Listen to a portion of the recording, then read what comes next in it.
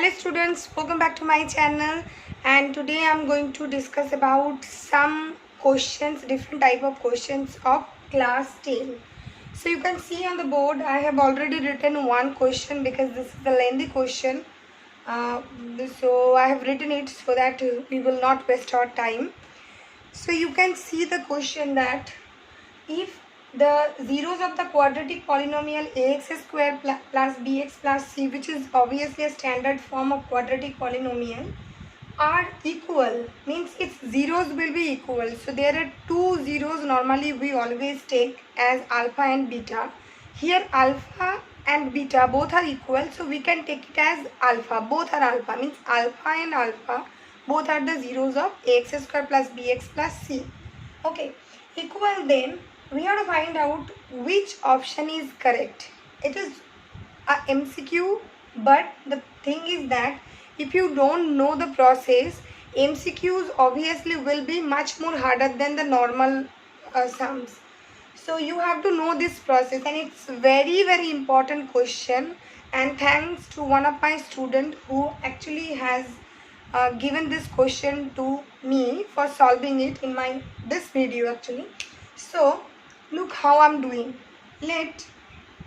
I'm doing it in descriptive manner. Let alpha and alpha be the zeros. Okay. Now, from relation between zeros and coefficient of a quadratic polynomial, we know two rules are there. One is sum of the zeros, that means alpha plus alpha will be minus b by a, right? It's the rules. So it's actually 2 alpha is equals to minus b by a. But from this, we will not be sure about b and a. And another thing also, you can see all four options we have c as common there. Okay, so common element is c, but minus b by a has not c in it. That means we will be going to the product formula. So what's the product formula? It's alpha into alpha is equals to c by a, right? That means alpha square is equals to c by a. Now alpha square, when we have made it square, square term always will have positive sign. Okay, it will never have negative sign. It can be either 0 or it will be positive, but it can't have negative sign. That means we can say, I'm writing the reason also, as alpha square can't have negative value. That means what? That means c by a is either 0 or positive. Either 0 or positive. Right. Now, c by a either 0 or positive. One thing I actually missed out in this question. In the question it was mentioned that c not equals to 0. In the question it was already mentioned. That means this possibility of either 0 is gone. Because if c by a is 0, c must be 0. But c is not equals to 0 already given. That means see, this is positive, right? c by a is positive. Now I'm just rubbing this part. c by a is positive. You tell me when these two can be positive. Two numbers division will be positive when they will have either both have negative sign or both have positive sign. So ultimately we can say there are two cases, this being positive. What are the cases? Number one case, c and a both negative. Number 2, c and a both positive. In these two cases we will have c by a positive. because negative by negative also will have positive sign, positive by positive, so obviously positive. So from these two possibilities, one thing we can extract from it, that in both the possibilities we can see C and A both have same sign, either positive or negative sign, but they will have always positive sign just to have equal roots, right? That means which option is correct? So we can write down, therefore C and A have same sign. Okay, now which option is correct then? C and A have same sign. It's number 3, right? That means number 3 option is the correct option. This portion you can do in rough in your own way, and then finally you can get the result. Or suppose the question is not in this way, not in MCQ format, then the question will be, if the zeros of the quadratic polynomial x square this are equal, then find out the condition. Okay, find out the condition or find out the relation between CA or CB or CA or CB. Okay, like this, anything. But that then the question will not have 4 options. For the descriptive answer, you have to write everything what I have just discussed, right? I hope you have understood it. So we will move on to the next question. Our second question is, find the roots of the equation 1 by x plus 4 minus 1 by x minus 7 equals to 11 by 30, and this is the condition given, x not equals to minus 4 comma 7. Why x not equals to minus 4 comma 7 given in the question? Because if we put minus 4 in place of x, then this part will be undefined, because 1 by 0 format we will get. If we put 7, then this part will be undefined, 1 by 0 format. So just for the validity of the question, this must be given. So this portion actually you don't worry about. The students will not think about this. This is the part of the question giver. Okay, so it is not your problem. You will just think about the equation given. Now in this format, when the equations are given, first thing that you have to do, you have to first simplify it into the simplified options, simplified equations. So I am doing the process.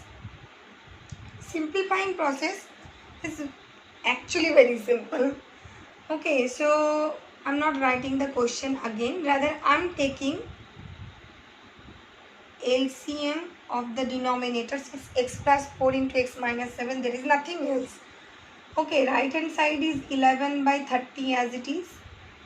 So it is 1 into x minus 7, that means my x minus 7 minus of x plus 4, right?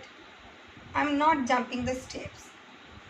So it's coming x minus 7 minus x minus 4 divided by, this portion I'm calculating, it's x square minus 7x plus 4x minus 20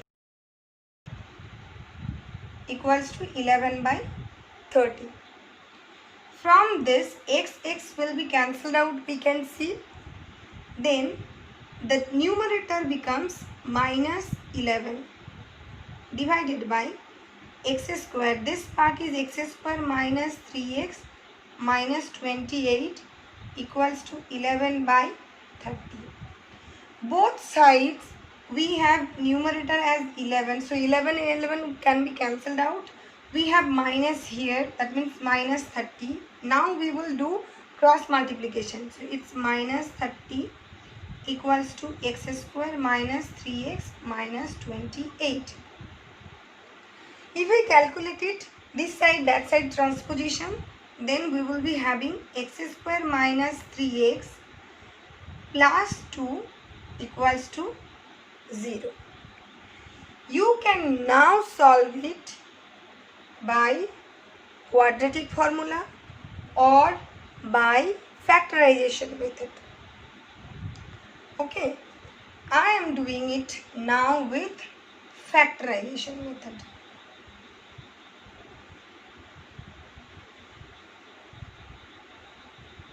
It's x square minus 3x plus 2 equals to 0. Finally we have got, so it's x square minus 2x minus x plus 2 equals to 0. Factorization everybody knows how to do. So it's ultimately x into x minus 2 minus 1 into x minus 2 equals to 0. So we are getting it as x minus 2 into x minus 1 equals to 0. From these two, now all can do that x equals to either 2 or x equals to 1. And these two are the answers. So we will be writing the answer line as, therefore the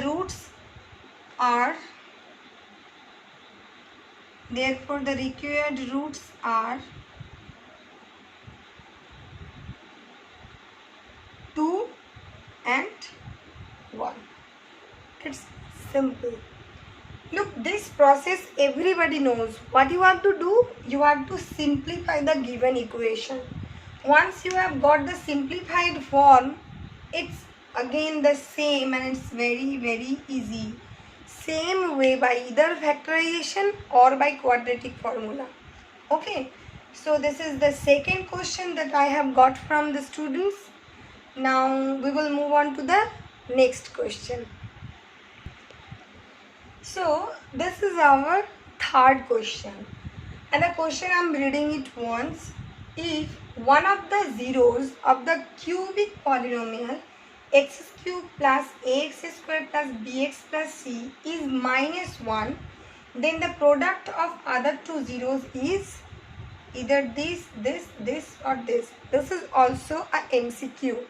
Okay, but before we go to this particular question, I just want to recall something. This is relation between zeros and coefficient of a, not quadratic polynomial, of a cubic polynomial. Okay, so if its standard form is like this, ax cube plus bx square, I am writing its standard form, not this one. Okay, whatever I am writing now, I will tell you when to write the solution for this particular question. Whatever I am writing now, this is actually the rules. This is actually the general property. Okay, how normally we do for cubic polynomial. So it's ax cube plus bx square plus cx plus d. Right. Okay. So if it is a cubic polynomial, a not equals to 0, then if alpha, beta, gamma, these three are three zeros of this cubic polynomial, then by relation between zeros and coefficients, we can say the first one is alpha plus beta plus gamma. Addition of all three is equals to minus b by a. Okay, please write down these all in your copy somewhere. Okay, so that you will not forget it. Number 2, alpha beta plus beta gamma plus gamma alpha, means alpha beta 2 together now. Now 2 together, so alpha beta 1s plus beta gamma plus gamma alpha. This equals to the next one but with positive sign. It's c by a. Right. Then number 3, and this is the last one. Number 3 is product of all three. Okay, that is alpha, beta, gamma is equals to next one d by a, but with negative sign, because negative, positive, negative. Alternate sign starts with always negative, then positive, then again negative. Alternate sign. So here we actually don't need these two. These two we don't need for this particular question. We need only third one.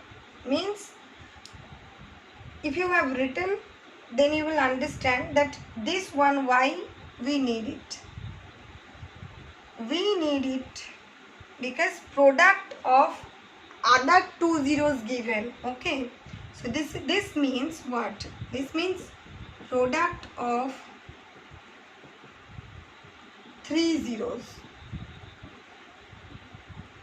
Product of three zeros equals to alpha beta gamma equals to minus d by a. Now d means what? D means actually this constant term. Then a means coefficient of x's cube. So it's minus c by 1, right, from the question. So we are getting that alpha beta gamma equals to minus c by 1 from the question, right? That means we can say that suppose alpha, one of the zeros given as minus 1, so I am taking that minus 1 is alpha. So minus 1 into beta gamma, we don't know beta gamma, is equals to minus c by 1. Okay, it's minus c by 1, right? So minus d by a, so it's becoming minus c by 1. Minus minus will be cancelled out, so ultimately beta gamma equals to c. What we are getting? We are getting beta gamma equals to c. Now we will be looking at particular this one, means the first condition given. For this, I am just rubbing this whole again. We have got beta gamma equals to c. Number 2 option I am writing here. Number 2 I am writing. It's b minus a minus 1, and then number 4 I am writing. It's a minus b minus 1. I am doing the solution here.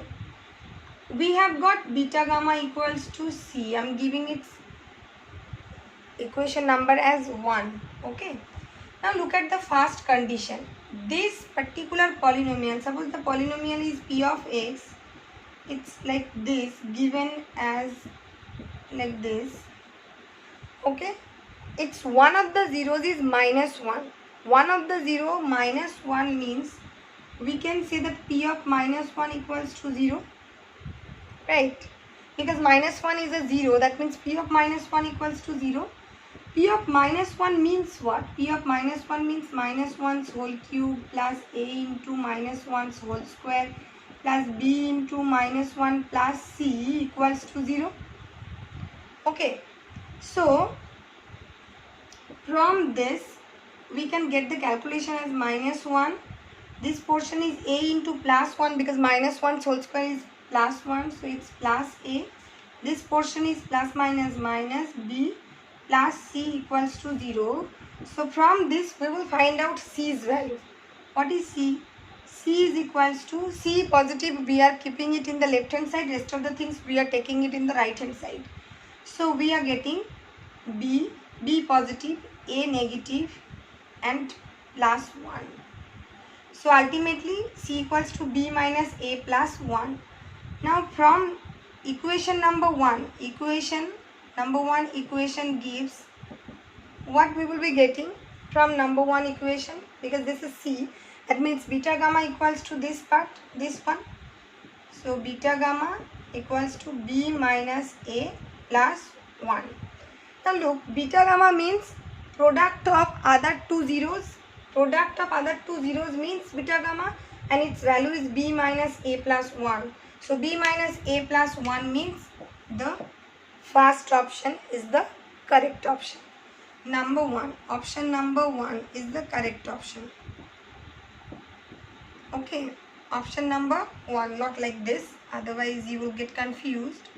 Option number 1, and this is the correct option. Okay, this is the answer. So how I have done, how means you have to do, I have already discussed the whole process, not only the answer, the whole process I have discussed, how you can do it in the rough so that you can get the correct option for MCQ. Okay, so we will now move on to the fourth question. This is the third one. Next we will be going for the fourth question. Now this is the fourth question. Okay, and this question is really very important and interesting also. So look at the question. Prove that 2 plus root 3 divided by 5 is an irrational number given that root 3 is irrational. That means already we have been provided with the condition root 3 is irrational. With this condition we need to prove that this one 2 plus root 3 divided by 5 is also an irrational number. So what's the process of it? When it is given already irrational, it's very simple, but still it will it will bear more marks because of its logic. So we will be doing again these type of questions with contradictory method. So we will write it, let if possible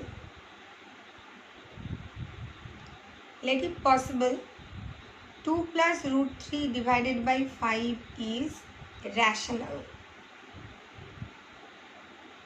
We have to prove it irrational, so we will take it as rational.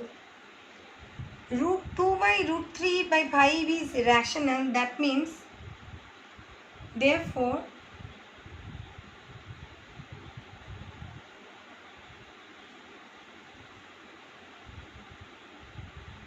or implies we can write that 2 plus root 3 divided by 5 into 5 is also rational. Why? We have multiplied 5. We need to actually omit the denominator. Okay. So how we can omit it? We have to multiply 5. Now, means how we can say that this whole number is also rational? Because of the property of rational numbers. Two rational numbers product always gives us another rational number.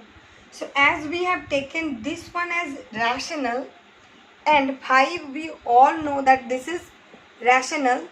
So two rational numbers product always will be rational.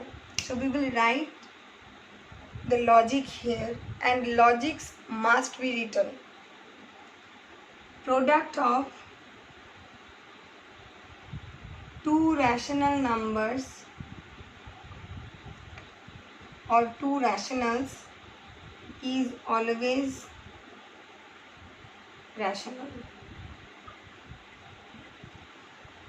Again I am telling, this logics must be written just beside the operation that you have done. Okay, so that means this number we have got as rational. So 5 will be cancelled out now. What is left? We are left with 2 plus root 3.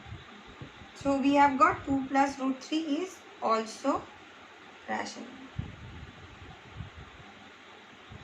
Going to the next one, we need to now omit plus 2. We need to omit plus 2. That means we have to subtract 2 from it. Okay. So how I am doing?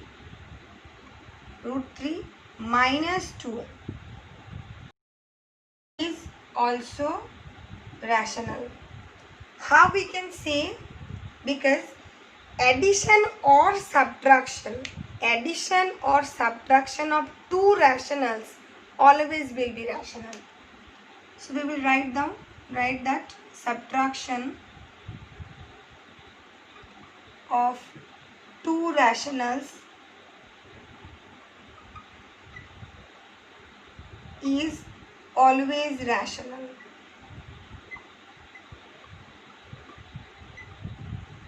Again, this is the logic. So we have got this one. Now we can cancel 2 plus 2 and minus 2. Okay, plus 2 and minus 2 now can be cancelled. Let me focus it, wait. Yes. So we have got this. Once we have got this, we will be going to the next line. Wait. Yeah. So next line is root 3 is also rational. Because we are going with the same flow, so root 3 is left over. So root 3 is also rational. Now you tell me, root 3 is rational? No, because already we know it, and moreover it is given in the question that root 3 is irrational. So root 3 is irrational already given in the question, and here we are getting root 3 is rational. That means these two are contradicting each other, and this is the right one. So we will write down here which is a contradiction to the question. Which is a contradiction? Which is a contradiction to the question. Bas, we will not write many words here. Just we will write down which is a contradiction to the question. Okay. I have written in very small font, but I am telling it, okay. If you can't see it properly, I am telling it. Root 3 is also rational, which is a contradiction to the question, as root 3 is irrational given in the question. Thus, once we have got contradiction, so we can say that our assumption was wrong. So we can, therefore,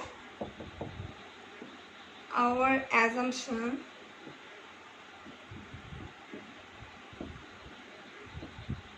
was wrong.